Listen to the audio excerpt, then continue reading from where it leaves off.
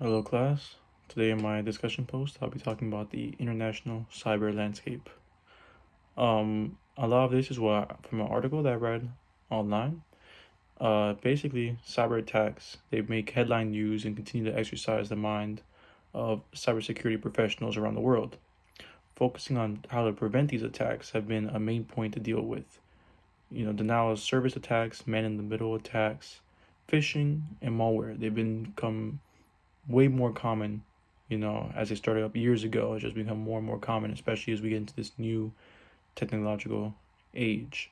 One of the parts that have been, or one of the groups that have been affected by these cyber attacks, like victims to it, have been businesses.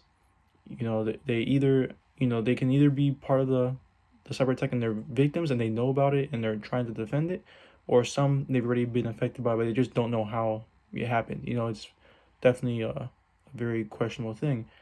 And as businesses, organizations, and even governments have been victims of these cyber breaches, it's easy to see like how this danger is increasing in other people's minds. They see people's personal data getting stolen and getting taken, so I see why this is a very big point. These attacks, they can be defended, against more often than not, but there's also another type of attack which is called a breach. These breaches are caused by non-compliance with certain internet requirements, and basically, like an example is just personal data being accessed without authorization. And the cyber landscape is very much changing as of late, especially due to the coronavirus pandemic, the COVID-19. And you can just imagine why as we move into remote learning. And this is from the article that I saw online. I found the quote and I figured as though it's very showing of how important this is.